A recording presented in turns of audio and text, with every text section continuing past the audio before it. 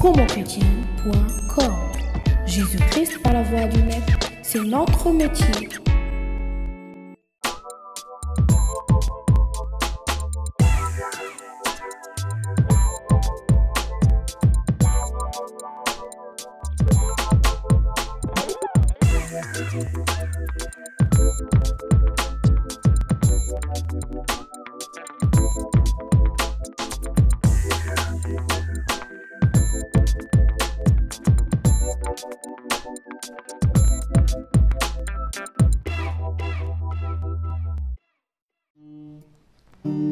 Nazoyembela nazokumisa pona yebi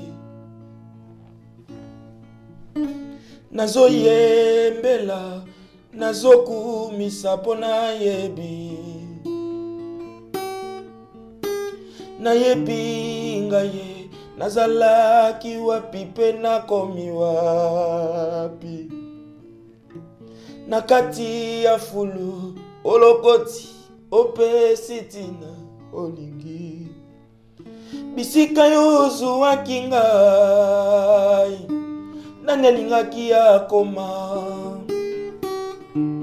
bisika yolokotanga Jésus nani alingaki asimba moto pamba nazalaki okamati opesi fome oyo yolingi eloko nini napesa yo kamata motema oya ngai eloko nini nabonzela yo kamata motema na ngai moto pamba nazalaki okamati opesi fome oyoyo olingi Jésus merci eloko nini nape esa yo kamata motema oya ngai eloko nini napunzila yo yaya kamata motema na ngai. Voilà, bien aimés dans le Seigneur, que Dieu vous bénisse partout où vous nous suivez. Nous sommes toujours dans la joie et très émus de vous savoir toujours nombreux. Que Dieu vous bénisse vraiment. Merci pour votre soutien spirituel, physique, moral. Que Dieu vraiment vous soutienne encore davantage. Qu'il vous bénisse encore abondamment. Eh bien, Binomo Bosomoni, je n'ai plus à présenter mon invité de ce soir. Vraiment, c'est toujours un grand honneur pour nous de savoir que Azalara toujours na motema na biso pe ki tozalara pe na motema na ye. Et c'est pourquoi il faut rendre à visite.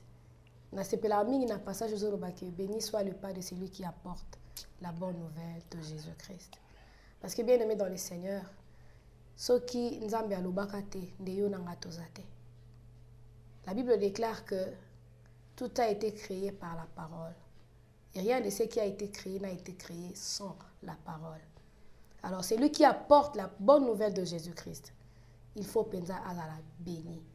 Et voilà, je bénis la présence vraiment de mon frère, le frère Odi Kabon, que Promo Chrétienne aime beaucoup. Bonsoir, Papa Odi. Bonsoir, maman.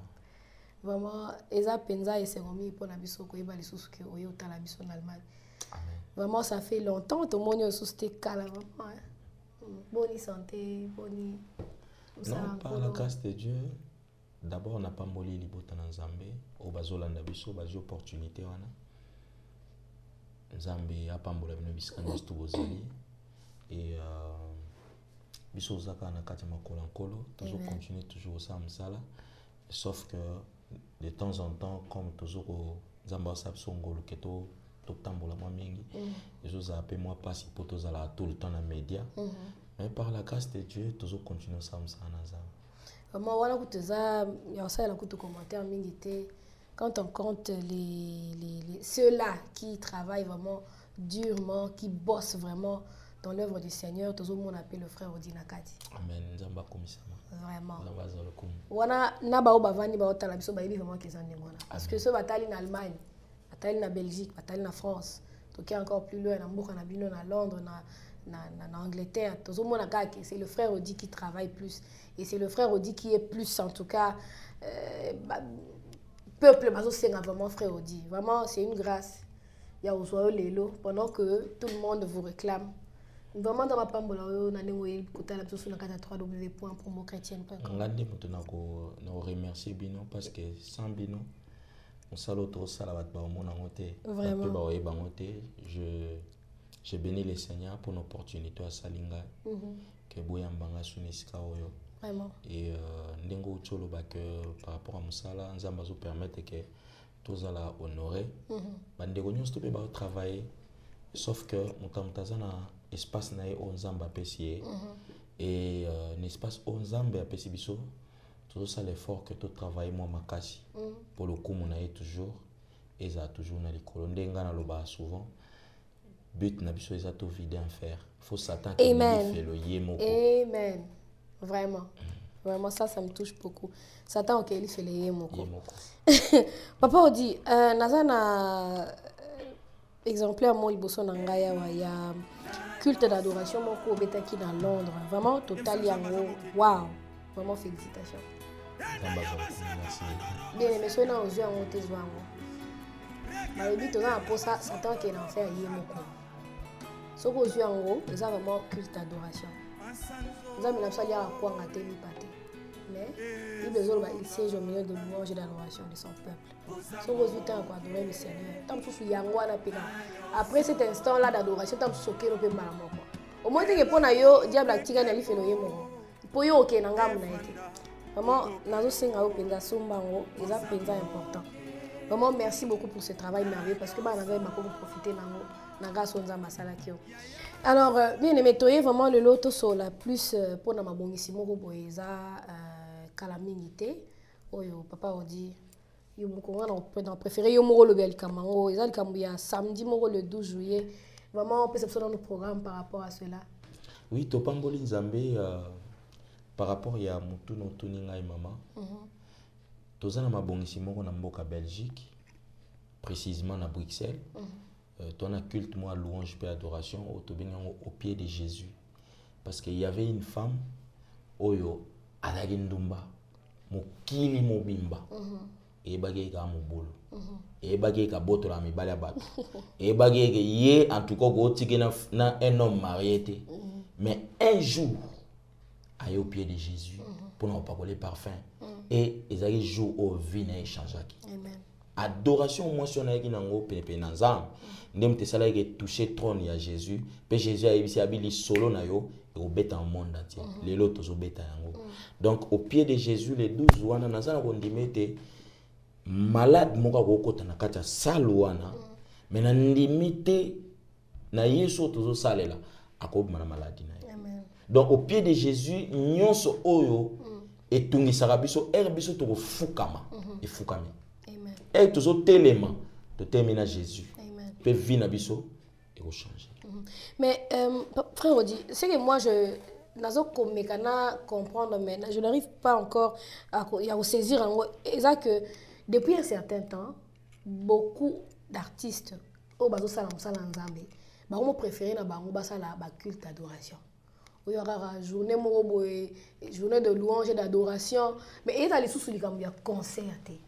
Pourquoi échanger? Du coup, quand vous échanger et le moins concert et comme un culte d'adoration? Oui, tu peux pas Nzambe parce que culte est déjà approprié par Nzambe. Vous comprenez? Quand on dit souvent concert, pour Nangaï, on dit déjà tant spectacle.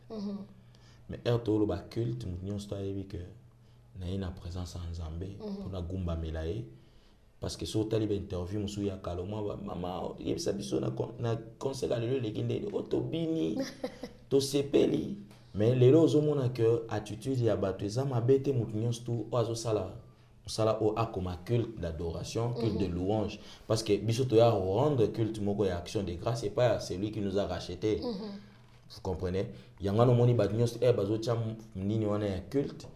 Ils ont salapé bien dans mato ya batu et batu bazo ko se préparer par rapport à ça. Ayebi ke na oké netinga na pekisa batu na biso ko zo ya culte wana ko sala vraiment fort mingi to ko se maquiller mingi.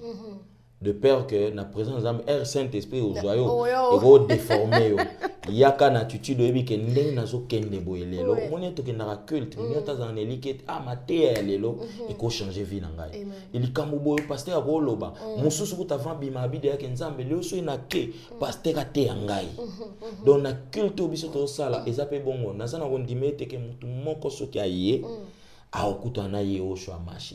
c'est ça le rôle du culte, c'est pour changer de vie. Si on a évité concert et comme ma bé, culte adoration, mieux. Non, les deux ils ont bien. Mais sauf que Nzambe a inspiré, par exemple, Ngai, plus na même avec na présence ensemble. Parce que moi, on attend auto comme Yasuka, toi, on attend à masapote, toi, on attend à ko lukate ke batu kaka. Ba sepela me ba éviter ba sepela pona nini parce que Christ un jour a évité ba tu baye na tongo baye oluka il soit bi race de vipères le loboye pour lobi bolé mapa vous comprenez parce que Christ avait compris que bato yo ba comprendre nan importance na ngaité na kati na bango baye mutu mse bazobima le culte et le concert déjà l'atelier muta bimi pour que concert ma bé ezoboma. On remarque que les gens de comme ça non que concert et là telinaye ils ont ma bé makasi ils ont ma que de kuna to ke mulunge na kobina mais et tout le bas culte muta comprendre que non que devant le Seigneur et là telinanga peut faire comme ça kolo parce que herba ange bazo pona au côté ba monanga na présence ensemble yango moni tozo ko préférer ko mema batu na image wana ko préparer batu ba mesana déjà parce que na lola to nous akana culte ya rendre action de grâce et pas colo amen tozo mesana sa batu dia ba ba saint et l'éternel des âmes si ko soto lo parce que likambango et comme code ça quelque part ko comprendre que même à ta habillement la bisopé et aux ala pe côté par rapport à la présence du Seigneur ben oui parce que sotali penga lelo frère dit na mode comme na niveau moko tout à l'heure, tout à l'heure que un concert, bah sorte à souki zalaki, bah couleur à souki zalaki. Or, ce que tu as mis tout dans bâton, bah zoko na présence, il y a baron moko, tout bah zoko ta la présence en colo ya solo. Alors que tant que tu as le besoin nzambe, bi besoin ils ont recommandé ce que tu tenir moro descente. Ce que tu as mis tout na le lengo mode comme penza moto, comme asko wapi. Alors, tu éviter par rapport à cela, papa on dit qu'est-ce que au groupe ça concerne na ba bavandi. On s'est préparé pour le 12 juillet. Et là, on a dit il y a un rappel. Les lois sont bengi yo, ils avec non lobi aux interview. Il y a musala na banque. Na limite que o la ta salité. Oh non. Na limite que o zo jean na yo kiti na se, ou bi ozu mutolo tiki en libanda. Oso kende wapi na rendez-vous ka ya banque. Banque en lobby après 10 ans ba ok na faillite. Mais quand on parle de culte de louange d'adoration, mutalinga ya mabe mais na banque à la veste pour ba mon sérieux. OK, il y a quelqu'un qui sonde le cœur et les reins. C'est mon père. Quand on vient devant sa présence, il faut avoir une attitude moko ebike est-ce que ndé na oté ma liboso ya papa. Papa au sepela nanga. Parce que ba Ève na Adam herba moni ke baza nu. Ba gende ko se cacher. Vous comprenez? Donc elle mutao ke na interview moko ba si lelo ke ko samba. Alati bien pour ba moni responsable. Mais raolinga ya na présence ensemble alingala ta mabe pour ezamoi. On le reconnaît même plus hein. Ba bosani. Vous comprenez? Na ko pesa ndeko mo conseil na c'est que na culte les 12 ça les fort nzamba sepela na yo ko banana biema na yo tina kati na yo amen ils ont battu so ba na culte ba na attitude msusu ya ba mage ba eka ba mona que Christ abotami ba na ba présent batiki mais moi si moko on a oté ko loba ya ki ke pour venir échanger amen mutu musu po na o commander yo le 12 wana oleko ya ndenge ba nyonso ba ya bien aimé so kota jeune na likambo ezo tungisa ozo zela mo solution te kota parce que ça ne sikaka moko o descente moko esala ya makasi eza être ça l'adoration la louange bible zeko ba il siège au milieu des louanges et d'adoration de son peuple ce qui ba lelo oyo Union européenne à Belgique va siéger. C'est pour trancher les problèmes. Jésus, mando robo seca. Nanda rabas. Mando robo. Je rabashaka mando rabas. Laisse que nous puissions descendre. Que toi tu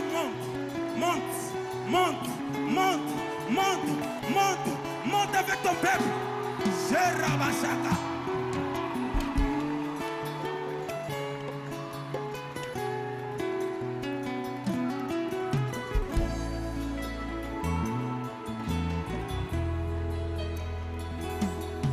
Masanzoli ezonga nayo kozamokeli na nyonso masanzo.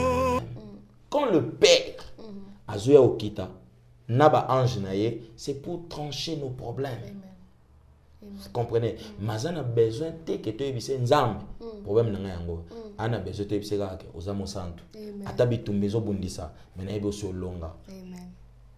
Bien aimé, le 12 octobre c'est ça délivrance nayo. Et ça journée à délivrance nayo. Frère Odia lo bezali culte d'adoration, mais tant que bezali ezali ezako accompagner miracle nayo. La Bible déclare que le miracle accompagne ceux qui croient. Hein, au nom de Jésus. Alors, tu as glorifier le nom du Seigneur. Ya kanami kumbanayo.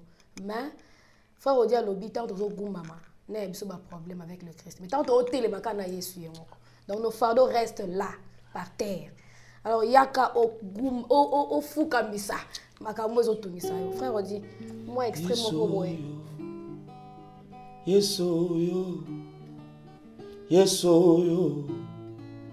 Yesoyo. Soki nakoma kolobeza pona yo. Yesoyo pona yesoyo. Yesoyo nakoma moto pona yo. Yesoyo olongolanga kazaka ya matanga. Yesoyo olongolanga kazaka ya bobola. Yesoyo monoko nanga efungwama na tina. Yesoyo monoko nanga ezwa valer. Yesoyo elikia basantu kaka yo yaya.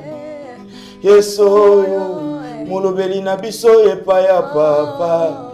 Yesoyo bisika tokweya alongisa biso. Yesoyo atana simbi bana te bana basiraka te. Yesoyo na maternité na yo bana meke.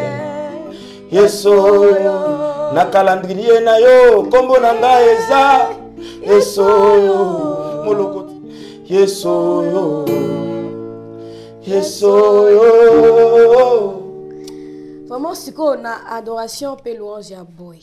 Yo si on a vraiment rendez-vous ni pene cause le plus important que d'adorer celui qui vit l'éternité en éternité. Na ebité bon ça nous programme na bien. Tala nous penza calendrier na bien. Bon ça pena programme na bien pour mukolo wana ozala libre pour venir adorer celui qui vit éternellement. Frère Odi, ma programme est là ce qu'on est. Comment vous vous préparez par rapport à ce grand jour, à cette grande journée à louange et adoration?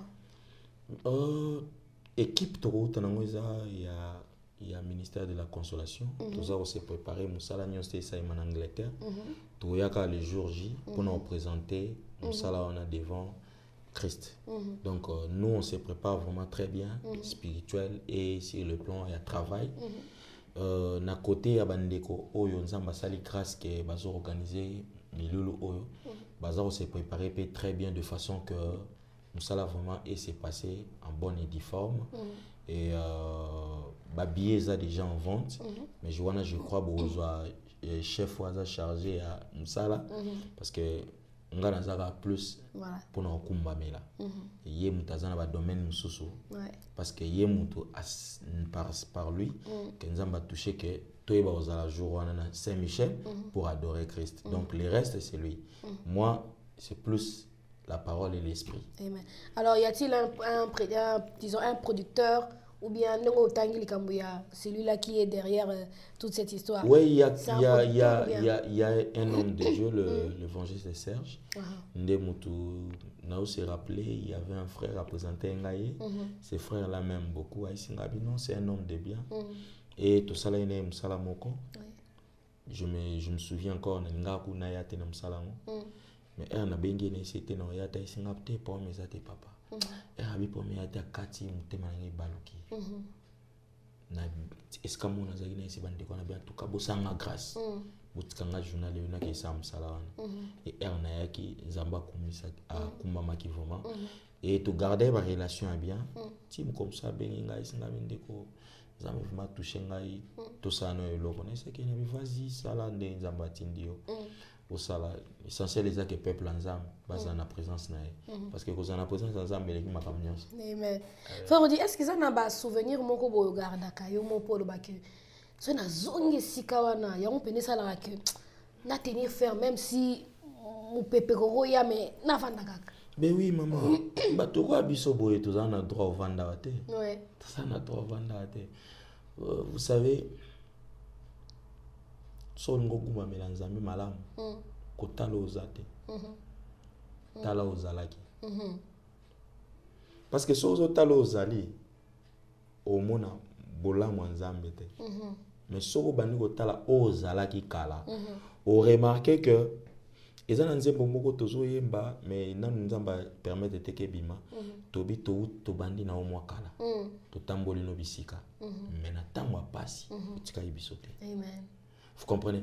Parce que Nzamba quoi permettre que n'accident mo esala imaka fort dia zalaka na kufa pe na nombre bato bakufaki mais au moins 4 personnes bakufi ngala tika vous comprenez ngala bandai ko mona te ba souvenir eza ebele il y a des fois à chaque fois quand je pleure na lelaka te parce que je souffre je pleure de joie amen. Pourquoi? Parce que bato ko abiso to ça que tandi pantalon ou là tu kilote moi vert osez la pantalon na noir et kauka non je n'en obima pété obimate ce pantalon na etanda surtout ceux qui vous les bêtis pour na yo il faut que Lucas ko moyen no sala faire makala o tiango bando repasser ce que so là tu pantalon mo misa solomo bondezika mais par la grâce de Dieu aujourd'hui biso atozara standard autrefois le to ba bataille ba chaussures na biso à Kinshasa moi j'étais standard standard électionné. Donc, nyonso o routine de langa na latam. Ate bisinga loka américain na latam. Soulier ato 43 ngana lataka 44 na forcer. Soki pesa 46 na kotia la gomme na kati. Mais à cause du nom de Jésus aujourd'hui na koma okota na magasin na yebi ke taille na nga iza oyo. Soki ezate na bimi pe na tranquillité nyonso. Ce qui m'a singelo on a dit ah oui ça taille n'angate c'est à cause du nom de Jésus naza besoin de nzamba pesa nga ba billion pour na lobaka nzamba souffle de vie na o acha sali na kati nanga ya umteti ndanga donc yango pe pe inspiration ya merci ou taki en quelque sorte merci eza na et par contre merci na koma yango nzamba na onde kolela Nzamba isinga bitu wa cette chanson so lela faut imba nzembo na comment ngana zo lela mais yo ebisanga na loba merci or que na sima ya ko ebisa mutu merci ataza na makancha salo mabe faut makantine changer mutu moka yebo ya bando finga o yo boye c'est merci papa ata so simba ke lo na sima bamba wa mutu onde na loba aka répliquer te ça ne lo moko te yango na moni même ata et Jida yemo à la fin aso yimbonga yo zongsa ayo bo wana makona ba abi ngana bino contre zala ki boyete pourquoi? Parce que oh nyato banda sala Christ aloba ke lote merci pour nangai eza lokola je ne sais pas iskani nzamba okenanga mais bisiko naza faut na essayer merci. La Bible déclare que les miracles accompagneront ceux qui auront cru en mon nom. Frère on dit est-ce que eza pena ba miracle po oyo moni au travers ya musala o nzamba azo sala na yo na ba concert ozo beta na besika ozo kende est-ce que so yo ki ata ba retour moko keno aïe attaque toi un petit miracle mais quelque chose mo oyo atamso yo ki peut-être. Bon, Koyoka, ils sont un peu vagues parce qu'il y a un money. Ok. C'est différent de Mouta Yoki. Non, money. Si mais on va dire kasi lelo. Na money on a mis. Parce que tikanga na kena kimi. Nga moko dans un miracle parce que je ne voyais pas. Dieu m'a guéri. Oui. A délivré ngai na omona. Le boko na nga oyo. Fala ba katango. Mais katamate. Yango le lezo bete la nkolo lindanda. Et na ba miracle, na moni ba miracle belé. Et tout ça msala nzambe na moni na ba rasuye na zaina Afrique, maman moka benga ngai singa 6 ans de mariage. Moi na zate mais na imbaka maloba suke jali solo na yo. Papa na simi mwana. Vous comprenez?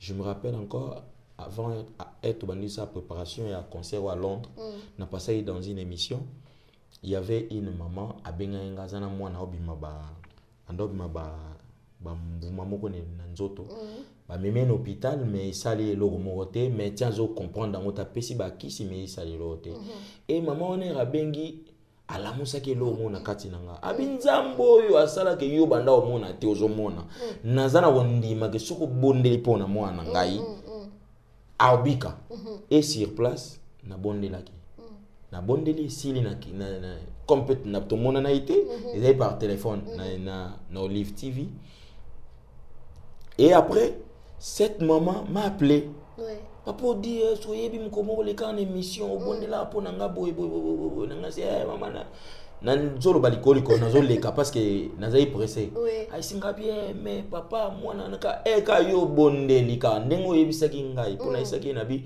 kopakole so eloko mote mundele nde na bondeli boye banda bondima ke mwana abiki ai singa kaka ndengo bondela wana mwana na ngai biloke bando sale na nzoto esili papa naza no offrande na ngawa nalina pesa pona ngai sina bolingo pesa ngai pona bondelaki ou bien lingo pesa ngai pona nini parce que o nyos te sala mai wana ezangate ezana muto asala kango yo soko lingi pesa nde muto aloko o te papa to soutenir musala par rapport ya le 21 septembre ya concert ko tobete na Londres ngai c'est pour mes até to pesi ba détail au bureau pona ko tia quelque chose ko ko zanango vous comprenez et ça peut ba miracle msonga na monité mais nazoyoka bat bazo loba. Et on bénit le Seigneur par rapport à ça. Que Dieu soit loué.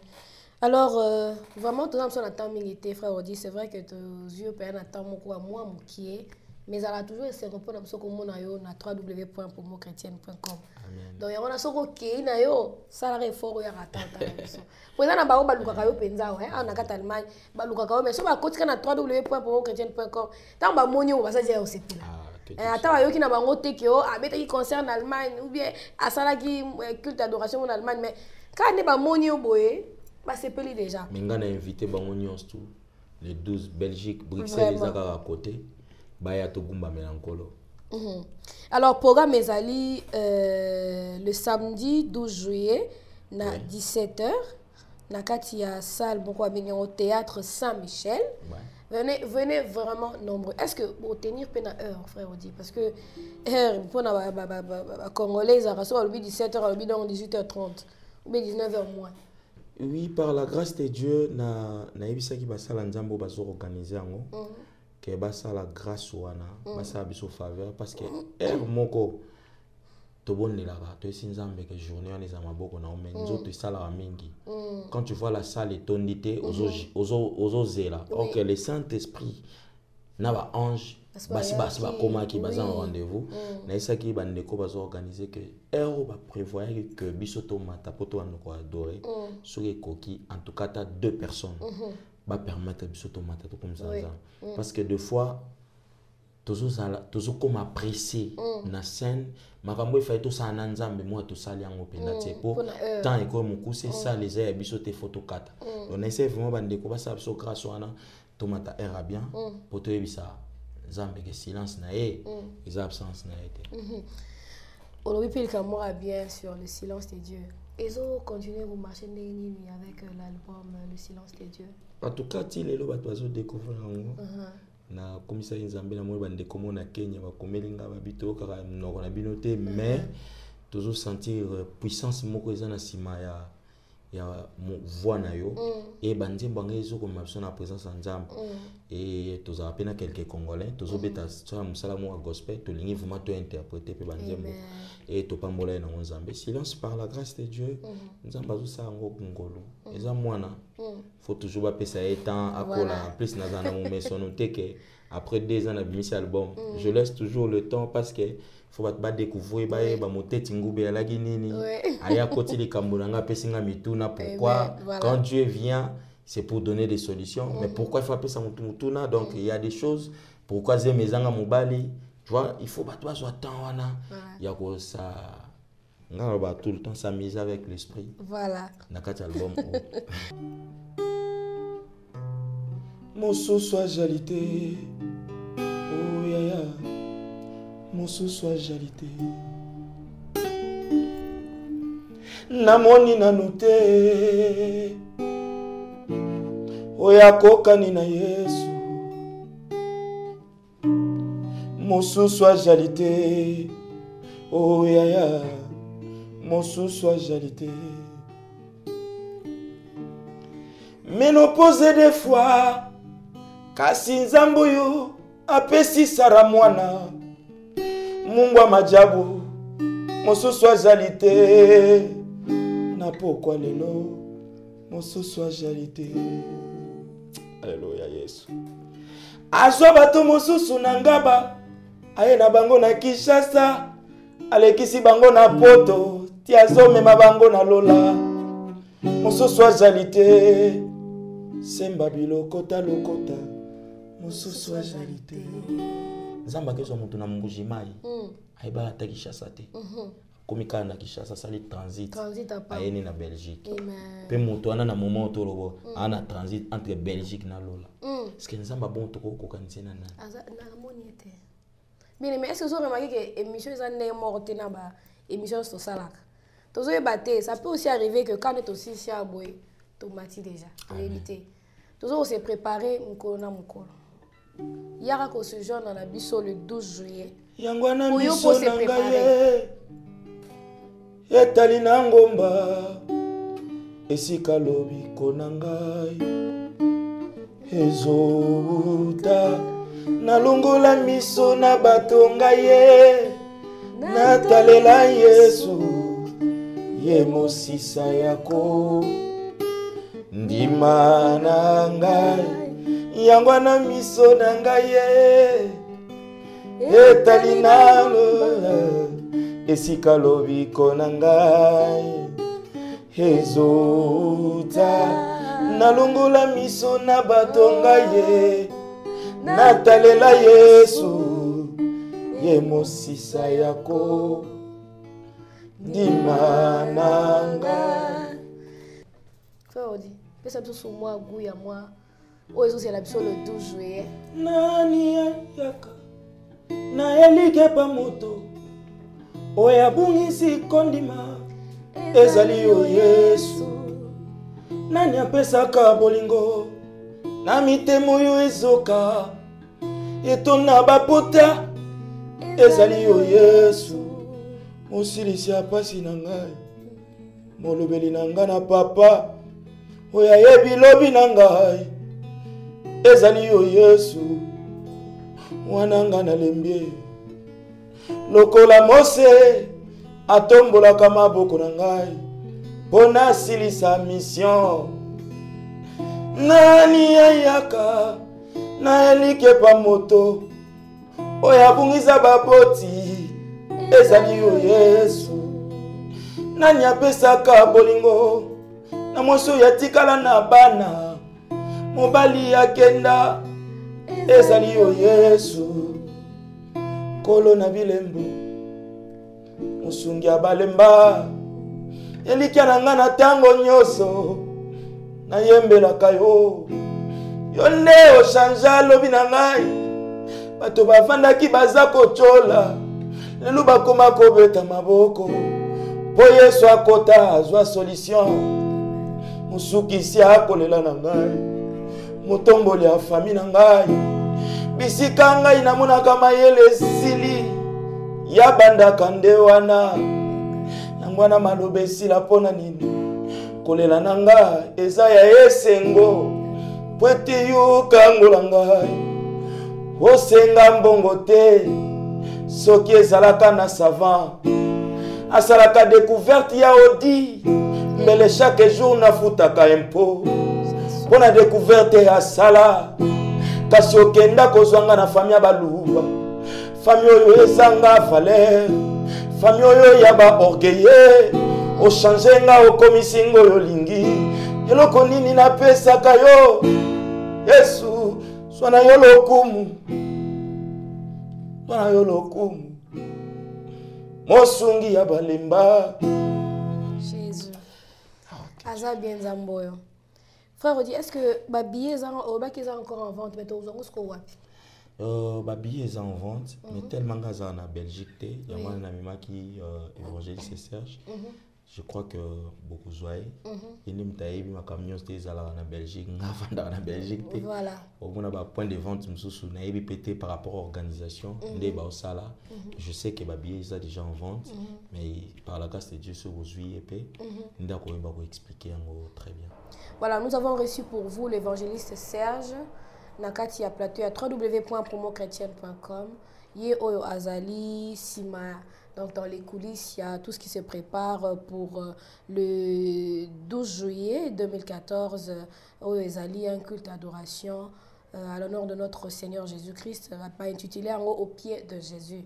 Donc il est là pour un peu savoir des détails surtout, billets, comment se procurer nango, la place, comment ça se fait, et puis donc il y a en long et en large, na on se concerné journée à culte d'adoration, aux allez se préparer. Il y a un maloba. Bonsoir papa. Bonsoir. Alors bah dans un bazar la pour ça besoin un peu plus de détails par rapport à la grande journée qui se prépare, ces cultes d'adoration au pied de Jésus. Avec le frère Odi Kabango. Directement comme ça, il y a un programme dans le ligne. Merci maman pour la parole, na pamboli nzambe pour na yango. Et puis na pesi bande konyo sombote au bazu opportunité pour l'andabiso. Le 12 juillet 2014, tout ça na événement munene auto intitulé yango par la grâce du Seigneur, culte d'adoration au pied de Jésus et aux alabongo. Conduit par son serviteur frère Odi Kabango. Alors billets en vente premièrement na Kin Express na galerie il y a pas de Namur donc Kin Express et je pense que Mutunyoso a ebi yango et puis pour na biso organisation donc bokoki ko benga biso na ba numéro o izako s'afficher wana. Je vous conseille Bosombango bien avant la prévente parce que la prévente est à 15 € et sur place vous allez à 20 €. Pourquoi je vais m'expliquer? Ça dépend il y a coût, il y a salle, organisation, il y a bien instruments, tout ça. Et ça est comme à niveau donc tout ça a deux sortes de billets awa. Oyo ils allaient en prévente na 15 € et puis sur place vous allez à 20 €. Donc conseil n'engage que beau somba bien avant na 15 €. Et pour le deuxième billet, tout ça na billet VIP, billet où ils en a 30 €. Pourquoi tout tient 30 €? Donc tant au sombi billet oyo. Les autres d'abord certains privilèges. Dans le cas de concert, on a droit à commettre quelque chose, coller à quelque chose. Si possible, pour un support, il y a artistes Nabiso, ils allaient bien aimer les frères Odi. En même temps, 10 €. Oyo sombi billet, ils ont automatiquement dans l'association Moko, ils ont aidé les femmes violées dans l'Est Congo. Et puis, deuxième, on a 3 associations qui ont collaboré dans Bango.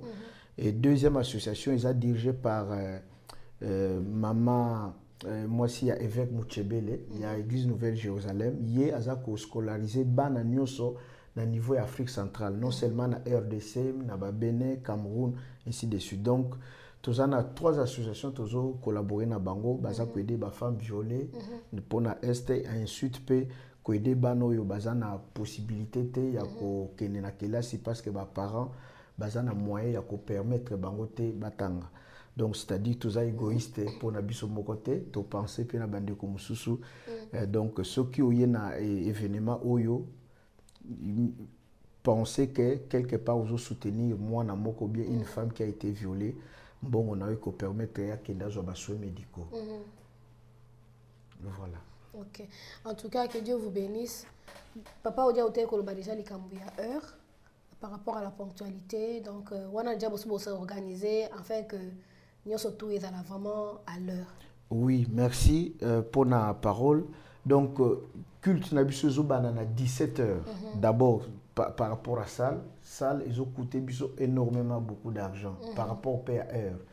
Donc, air news supplémentaire, ils ont énormément beaucoup d'argent. Donc, nabi que Nzambe akozala ba ange bakozala ceux qui kutani 2 ou 3 personnes en tout cas pour na biso na 17h nabi que tous a répété biso ba congolais au bato mangala to respectera RT mais bien aimé au nom de Jésus na 17h to bandi culte ezala mutu moko ndaza na kati ya salle donc tu dis que présence Nzambe ezali biso to bandi parce que heure nous se compter et puis tous na heure oyo esengeli tokata musique pourquoi parce que ba colossal il y a théâtre Saint-Michel il y a la police pompier bazali ceux qui ont dépassé 23h donc police ndawa obimisa biso alors pour éviter to comme na ba niveau na yangwana to permettre que non à 17h to bandi culte na biso to yembeli nkolo to bini pona nkolo to bondeli to sali nyuso to sala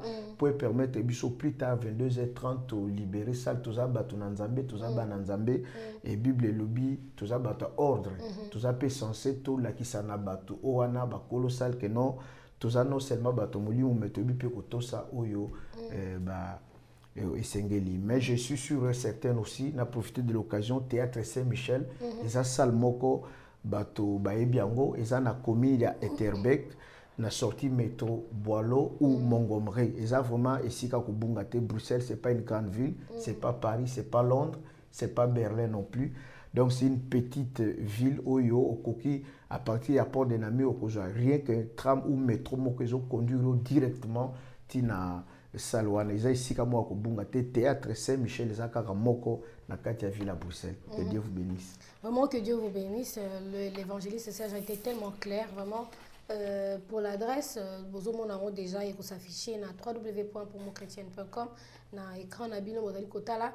Que Dieu vous bénisse. Merci pour votre participation. Merci de ce que vous avez penza ebele. Nga naza vraiment na ondimaki vous allez belé. Et je sais que vous serez vraiment, nous serons tous bénis au travers de l'intervention de notre frère Odi Kabango. Mais Moutso a pour ça contacter. Moutso a contacté nga béni pour mon chrétien. A Rozwangaï facilement parce qu'en réalité, tous à 24 heures sur 24 à l'exercice du Seigneur pour bénir, pour prier, pour partager, pour consoler quelqu'un. Donc, Nanzela Msalo Nzamba Pesibiso. C'est nous contacté pour mon chrétien. Voilà. Nous sommes là pour vous servir. Et la Bible déclare que travaillez de mieux en mieux dans l'œuvre du Seigneur, sachant que votre travail ne sera pas en vain. Donc, kola opambola yo soki au soutenir musala oyo. Kola opambola yo soki le 12 juillet on a vraiment au rendez-vous parce que le Seigneur, il sera au rendez-vous. Akoya on a uniquement pour résoudre ton problème. Frère Odi, tu comment qu'il y a vraiment presque na souka émission oyo. Alors, est-ce que ça na mode la femme ko ya ko adresser na bandeko bavandi bazoyo kabiso, bazozela biso, o bazozela penza avec impatience le 12 juillet? Par rapport il y a le 12 juillet nako yebsande ko moko emswazo mona ke na kile mukana yo kabanzembo changer déjà attitude yebsande jamais plus ne nazoko kende na salwana au pied de Jésus donc yanga makambo na ofukama et etika ya ofukama amen nga na otelema mutu mususu et par rapport il y a tant autre komi na lingina yebsande ko moko tu as encore le temps. Oui. Il y a au Pessanzambe bon moyen. Amen. Bande que belle bazar église, pasteur, bien aimé. L'église, le pasteur, le chantre, on va sauver. C'est Christ. Nem ta kufa eponayo. pesa bon moyen na pas Christ. Pour être OK qu'on vive place mon éternellement. Tu as déjà awa poko que ça à 30 ans ce bonheur souffrir au monde au bosse na souffrance wanate. Mais aller maintenant vivre à l'enfer toute ta vie na kacha moto. C'est difficile pour toi. Yaka togumba mena nzambe pepe sabo moina yo pakolo. Nzambe nanga vraiment asimba mutema na iskezwa miyo. So ozana prison yebi ke bakanga yo eza juste ozala na prison. Yeba nzamba linga biso na prison. Nengo landanga wana mais okobima bima mutasika. So dina sepena na ile omongo lobaki. Pendant que tu vas sur la côté. Lobaki lo mo lobi soki na vie na yo au perdre le omongo ezala qui est important pour na yo. Yeba ke nzamba linga sa ile omongo eza plus important. Amen. Obi ki lo kwa ni simbi nga vraiment. Amen. Que ce qui tout monde a tout à la biso à perdre l'eau c'est important donc là ici que dans nzambo yo azana posa ça l'eau est plus important par rapport au perdre. Amen Jésus. Bien aimé au ça qui t'a souffrance couche olobi na perdre mwana nga liboso nzoli nzamba zo nga peso mapasa kutu. Oh amen. Amen. On a perdu mbongo ba melaki nga mais nzamba etam ça nga peso kutu richesse za nsima mbongo wana. Notre Dieu est capable, bien aimé. Est-ce que tu reconnais vraiment que notre Dieu est capable? Faut dire tout le bac non. Après awa, ok nous repasser toute une éternité en enfer. So rozikika moi muke na région ne swaka. C'est quoi que nous repasser en ce qu'on enfer. Mais le mot suka wapi. O suka wapi. Yaka au pied de Jésus. C'est parce que c'est là la fin de toute chose. La fin de la souffrance même. Yaka okutana o bakutana na epeli solo ebomwana. Frère Odi, nzamba pambola yo. Nzamba pambola ya mingi parce que nga personnellement n'a vu déjà yanga. Amen. Et je pense et j'ai la foi que le 12 juillet dans yakuna yanga problème solution zozama tout de suite. Que Dieu soit loué. Nzamba pambola yo. Yangwana toto mboli mabo kolikolo. Que Dieu te bénisse. Reste branché sur toi. Welcome. Et tu ne seras jamais déçu, mais toujours édifié. Que Dieu te bénisse. Ciao, ciao. Sukia pembe ekobimati na motona ye po azazambe kumama kolo kumama kolo kumama kolo mosusu ajalite kumama kolo kumama kolo kumama kolo mosusu ajalite.